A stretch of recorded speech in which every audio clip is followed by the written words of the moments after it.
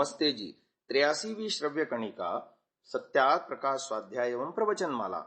आप सभी धर्म प्रेमी महानुभावों का मैं हार्दिक स्वागत करता हूं।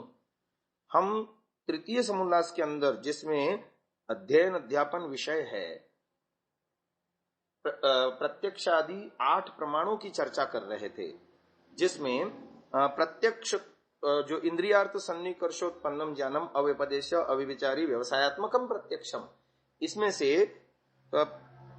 अव्यपदेश और अव्यभिचारी की व्याख्या हमने आपको गत श्रव्य कणिका में करी थी। अब तीसरी कंडीशन जो है कि प्रत्यक्ष में बाधा पहुंचाने वाली, वो हम आपको बता रहे हैं। उसका नाम है व्यवसायात्मकम। कि व्यवसाय पद का अर्थ यह है कि क्रिया का पूर्ण रूप से संपन्न होना। ज्ञान के क्षेत्र में इसका अर्थ है निश्चय पर पहुंच जाना अथवा संदेह रहित हो जाना। इस प्रकार व्यवसायात्मकम पद का अर्थ हुआ निश्चयात्मक। जब तक कोई वह मनुष्य है वह ठूंठ, वह देवदत्त है या यज्ञदत्त, दूर से देखने में अभी निश्चय नहीं हो पा रहा कि कौन है, यज्ञदत्त है या देवदत्त है। या दूर जा रहे हैं हम जंगल में, तो वहां दूर देख रहे हैं कुछ ठूंठ खड़ा है या आदमी खड़ा है, पता नहीं चल रहा। तो जब हम नजदीक जाएंगे तो जो है हमको उसका प्रत्यक्ष ज्ञान होगा कि वास्तव में वो देवदत्त ही है, यज्ञदत्त नहीं है।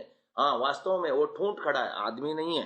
तो ये यह बालू है व जल है, ये दुविधा में फंसा हुआ है, तो वो ज्ञान प्रत्यक्ष नहीं कहलाएगा।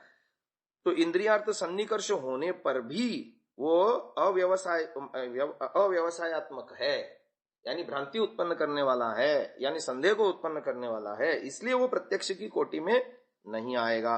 संशय रहित जब हम होते हैं, निश्चयात्मक होते हैं, उसको कहते हैं व्यवसायात्मक। तो व्यवसायात्मक ज्ञान ही प्रत्यक्ष माना जाएगा। अब आते हैं गुणों का प्रत्यक्ष। इंद्रियों द्वारा विषय के संपर्क में उसके संबंध में भिन्न भिन्न गुणों की अनुभूतियां उत्पन्न होती हैं। जल के प्रत्यक्ष में स्पर्श से शीतलता का अनुभव होता है, जिह्वा से रसना का अनुभव होता है, रस का अनुभव होता है, चक्षुओं से रूप व तरलता आदि की अलग अलग अनुभूतियां प्राप्त होती हैं। अलग अलग ये अनुभूतियां केवल शब्द, स्पर्श, रूप, रस और गंध आदि की सूचना मात्र हैं। मन में इन सब सूचनाओं के एकत्र हो जाने पर उनके संयोग वियोग से बुद्धि उन अनुभूतियों को समवेत रूप देकर उन्हें किसी नाम से अभिहित कर देती है। इसी को विषय का प्रत्यक्ष कहते हैं। इससे स्पष्ट है कि इंद्रियार्थ सन्निकर्ष से गुणों का प्रत्यक्ष होता है, गुणी का नहीं। किंतु गुण और गुणी का समवाय संबंध होने से गुणों के साथ गुणी का भी प्रत्यक्ष मान लिया जाता है। आशुगतित्वान मनसः, और मन की आशुगति यानी तीव्र गति होने से यह प्रक्रिया इतने वेग से होती है कि हम गुणी का ही प्रत्यक्ष अनुभव करते हैं, जबकि हम कर रहे होते गुणों का प्रत्यक्ष। अब अगली बात आती है अनुमान की। दूसरा प्रमाण, पहला था प्रत्यक्ष, अब दूसरा प्रमाण अनुमान। अनुमान के विषय में न्याय दर्शन का सूत्र ऋषि दयानंद दे रहे हैं। अथ तत्पूर्वकम त्रिविधम अनुमानम पूर्ववत शेषवत सामान्य तो दृष्टंच।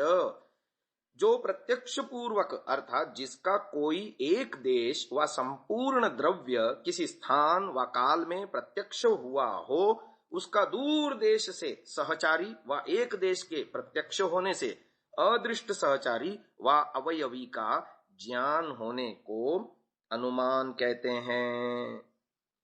अब इसका भाव यह है कि पाठकशाला में धूम और अग्नि का साहचर्य देखने के पश्चात दूर पर्वत आदि देश में सहचारी धूम के दर्शन से अदृष्ट सहचारी अग्नि का ज्ञान होता है। यानी घर में चूल्हे में आग और धुआं एक साथ हमने देख लिया और हमको ये ज्ञान हो गया कि जहां आग होती है वहीं धुआं होता है और आग के बिना धुआं नहीं होता है, यह हमने निश्चय हो गया हमको। अब जब हम उसका एक देश पहाड़ों में कहीं धुआं देख रहे हैं, आग तो हमने देखी नहीं, तो हमने केवल धुएं के ही देखने मात्र से आग का ज्ञान कर लिया। यानी एक देश को देख करके पूर्व देखी हुई चीज के आधार पर हमने अग्नि का ज्ञान कर लिया, इसको अनुमान कहा। जैसे पुत्र को देख करके पिता, पर्वत आदि में धूम को यानी धुएं को देख करके अग्नि, जगत में सुख दुख को देख करके पूर्व जन्म का ज्ञान होता है, वह अनुमान 3 प्रकार का। एक पूर्ववत, जैसे बदलों को यानी बादलों को देख के वर्षा, विवाह को देख के संतान उत्पत्ति, पढ़ते हुए विद्यार्थियों को देख करके विद्या होने का निश्चय होता है इत्यादि। जहां जहां कारण को देख करके कार्य का ज्ञान हो वह पूर्ववत। तथा दूसरा शेषवत, जहां जहां कार्य को देख करके कारण का ज्ञान हो, जैसे नदी के प्रवाह की बढ़ती देख करके और पानी के गंदलेपन को देख करके पहाड़ों में हुई वर्षा का ज्ञान हो जाता है, पुत्र को देख करके पिता का ज्ञान हो जाता है, सृष्टि को देख करके अनादि कारण का तथा कर्ता ईश्वर का, और सुख दुख को देख करके पाप पुण्य के आचरण का ज्ञान होता है। इसी को शेषवत कहते हैं। तीसरा सामान्य तो दृष्ट, जो कोई किसी का कार्य कारण तो न हो परंतु किसी प्रकार का साधर्म्य एक दूसरे के साथ हो। जैसे कोई भी बिना चले एक स्थान से दूसरे स्थान को जा नहीं सकता, वैसे ही दूसरों का भी स्थानांतर में जाना बिना गमनागमन के संभव नहीं हो सकता। यानी मैं यदि अपने घर से कार्यालय तक जाता हूं तो पैदल जाना होगा मेरे को, या कोई वाहन से या कोई साधन से जाना होगा, बिना गमन के मैं वहां घर से कार्यालय पहुंच ही नहीं सकता। ये एक सामान्य नियम हुआ। तो अनुमान शब्द का अर्थ यही है कि अनु अर्थात प्रत्यक्षस्य पश्चान मीयते ज्ञायते येन तद अनुमानम, जो प्रत्यक्ष के पश्चात उत्पन्न हो। जैसे धूम के प्रत्यक्ष देखे बिना अदृष्ट अग्नि का ज्ञान कभी नहीं हो सकता। अब इस अनुमान के विषय में थोड़ा सा और विस्तार से हम आपको बता रहे हैं। अनुमान शब्द का अर्थ है अनु अर्थात प्रत्यक्षस्य पश्चान्मीयते ज्ञायते येन तद अनुमानम, जिसका कोई एक देश अथवा संपूर्ण द्रव्य किसी स्थान व काल में प्रत्यक्ष हुआ हो भूतकाल में, उसका दूर देश से सहचारी का एक देश एक अवयव ज्ञान प्रत्यक्ष होने से अदृष्ट सहचारी व अवयवी का ज्ञान होने को अनुमान कहते हैं। यानी खिड़की में हमने केवल बिल्ली की पूंछ देखी थी, पर वो ऐसी ही पूंछ वाली बिल्ली हमने पहले देख रखी है, तो मात्र पूंछ देखने मात्र से हम बिल्ली का अनुमान कर लेते हैं कि वहां खिड़की के बाहर बिल्ली खड़ी है। ऐसे ही समझ लेना चाहिए। आग और धुएं को एक साथ देखने अथवा लिंगी और लिंग के संबंध का प्रत्यक्ष होने पर कालांतर में केवल एक का प्रत्यक्ष होने से दूसरे का अनुमान से हम जान लेते हैं। अनुमान के प्रयोग में निम्न प्रकार की 5 अवयवों का उपयोग किया जाता है। यानी ये भी न्याय दर्शन की प्रक्रिया है। पहला है प्रतिज्ञा, दूसरा है हेतु, तीसरा है दृष्टांत, चौथा है उपनय, पांचवा है निगमन।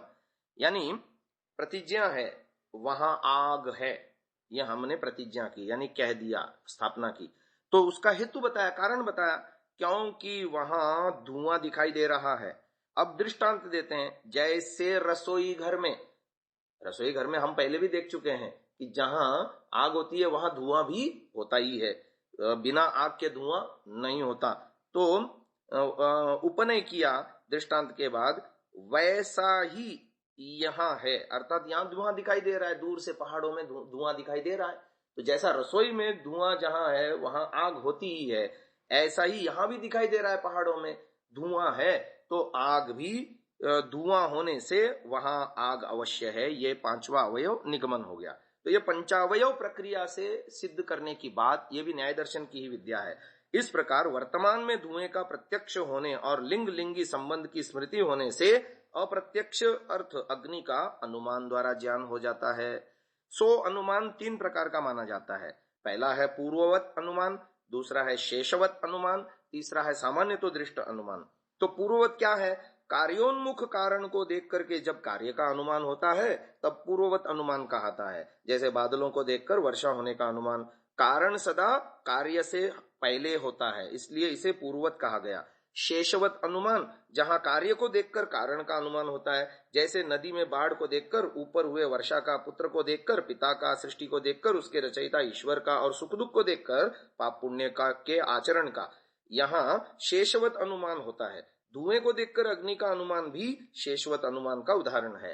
पूर्व विद्यमान कारण की अपेक्षा से कार्य शेष समझा जाता है, अतः शेष पद कार्य का बोध कराता है। अब आते हैं सामान्य तो दृष्ट। इसकी व्याख्या हम आपको कल वाले श्रव्य कणिका में करेंगे। आज को यहीं विराम देते हैं, हमारा समय समाप्त हो गया। ओम।